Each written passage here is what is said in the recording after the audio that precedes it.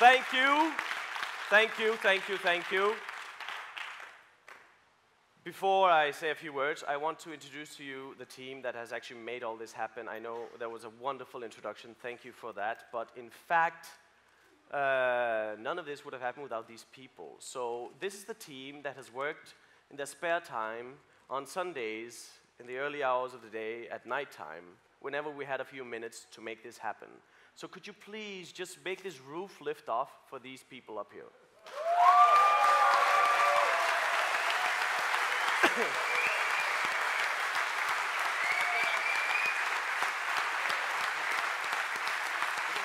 Now get the fuck out of stage.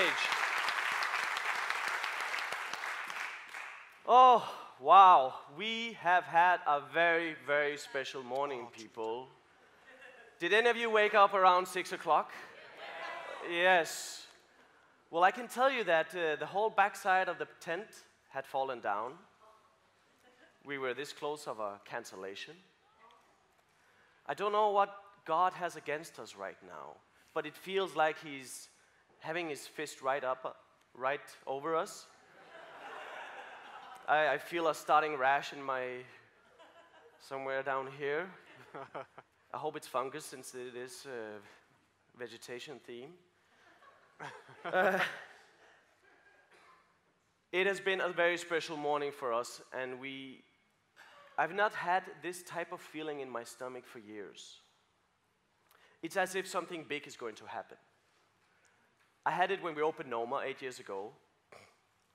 That was new to me, completely new. I was young, 25 years old, had never ever run a restaurant, nor a kitchen. I'd been a sous chef. But I remember I had this feeling of something big was about to happen, that I was on the right track. The same thing happened last week here. It started to come, that feeling again. Second time in my life I've had that feeling. I can tell you it's a wonderful, wonderful feeling. It's also a little disturbing feeling because your whole body changes from within. You know, it goes out to your arms, to your fingers, to your nails.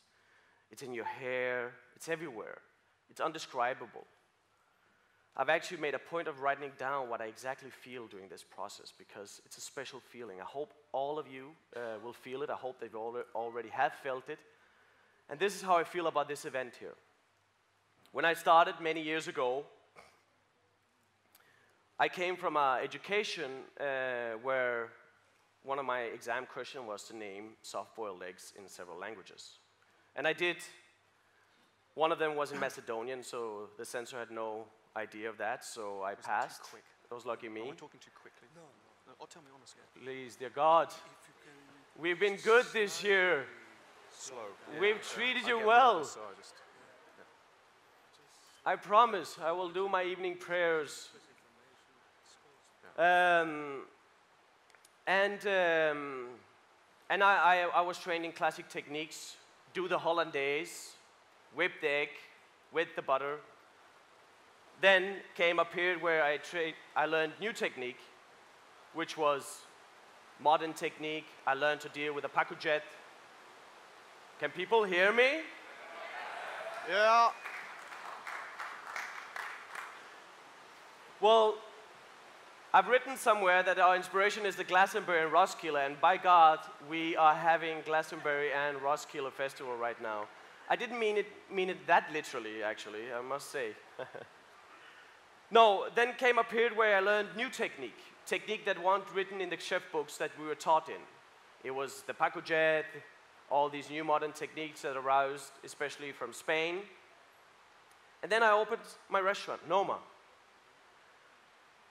And at that process, I was thinking, well, what is an authentic cuisine? How do you make a cuisine feel like it belongs at a specific point? And then I realized that all the techniques I've learned and the reciting of soft-boiled eggs in 3 languages was not enough. There's simply something missing. Because in order for us to somehow grasp our region, our food, we needed to understand our culture, the people we are, the ancient food history, and how we have become the people we are today. a whole new range of questions started occurring to me. And I started reading books that I've never read before about ancient food, about hunter-gatherers, about the agrarian period. I read about agriculture. I found out, people, that in the past decade, an astonishing 90% of our crop variety has disappeared. This is an attack on our industry, people. That's how I see it. Don't we want many ingredients to cook with?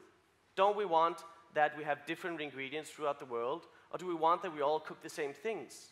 Because it's going in the wrong direction. We're cooking the same food that are being made with the same seed. This is a problem. We need to take actions. We, the chefs, and the farmers. I had never before, as a professional chef, had any relationship with farmers. Never. Not until Noma. There, I started searching out for these people. It was difficult in the beginning, but we managed. There were several we found. One of them has been a huge inspiration. We inspired each other tremendously. He's a close friend today. Our children know each other. It's just beyond work. When we started with him, he had a large part of his field as monoculture. Carrots for the supermarkets.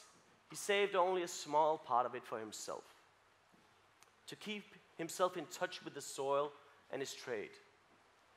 I was at that point starting to read about varieties, old ancient varieties. We were in contact with Nordic gene banks and new seeds. And we started a discussion, a debate about how to do this. With time, he now has 100% polyculture. He has an astonishing range of ingredients. With him, our cuisine became better. With him, you, the guest, had better food. We had more ingredients to put onto the plate. We could make more dishes. 8 years ago, I had 2 types of cabbages to choose from. Now, sometimes he has 12, just to name a few. I'm saying this because I believe that these small interactions, even though they're quite small and they may be private in a way, is very, very important. Very important, not only for the inspiration, but in a small way, they can actually create real change. And this comes to my point of why we're here. This is the lobbyist doing this. Well, wow. Can somebody make that stop? Yeah. Sorry, you'll have to go out and experience the whole festival area in this rain. We don't have rain jackets in the festival agenda, I'm sorry. Well, as I was saying, this leads me to my point. I think that if we are together, if we create a community of people that are mindful about what we do together, I'm not saying that we should cook the same thing or have the same philosophy around the food. All of us use wild herbs and put wild pea flowers onto raw fish. I'm just saying we need to know more about the food that we eat, the planet we live on, and we need to create better relationship with all the people that's out there. This is very, very, very important. Very, very, very important. We've had tremendous success at our restaurant. It's been a journey that is just mind-boggling for us. Here today, 300 of you. I actually wrote a list of all the people that's here. Denmark, Sweden, Norway, America, England, Ireland, France, Spain, Germany, Romania, Turkey, Australia, Canada, Japan, China, Switzerland, South Africa, Peru. Have I forgotten anybody? Brazil, Mexico, Scotland, New Zealand. You see, we're here from all over the world. And imagining this in our part of the world just 5 years ago would be impossible. Just impossible. I've seen a lot of your tweets. I've followed them as people are coming here. You know, people are saying, I can't believe I'm putting myself on a plane to go to Denmark for food. And I can't believe it either. You know, I can't believe that you all came here. Can you tighten it? Remember that we grew up believing that our food is not good enough. Everything south of the border is better. We grew up believing that the variety we have of ingredients is not big enough to base a cuisine around. We grew up feeling that our food culture is not rich and sophisticated enough to actually create a cuisine around. What we discovered is that we have a huge, amazing variety of products. And we have a culture. We have brains. We have people. If there's a message from this place, Copenhagen, and all the brilliant chefs that's out there right now, is that food can happen anywhere. Great food can happen anywhere. 5 years ago, nobody believed it. 10 years ago, we didn't believe it. I didn't believe it. I never thought it would come to this place here. It has been a journey that is unbelievable. We set this up in our spare time, as I told you. We've been working on this for 2 years, finding money here and there, scraping a bit here, a bit there. So please excuse us if the toilets gets overcrowded, or if they even stop breaking. It's nature. You are very welcome to use it. But excuse us for these things. We know we're not going to be perfect year one, but we feel that we must try. We have to try. And this is the spirit of this place. It's new thoughts and believing that everything is possible, because it is. And at least if it isn't, we should try. And that's why we're here. Thank you. Thank you very much.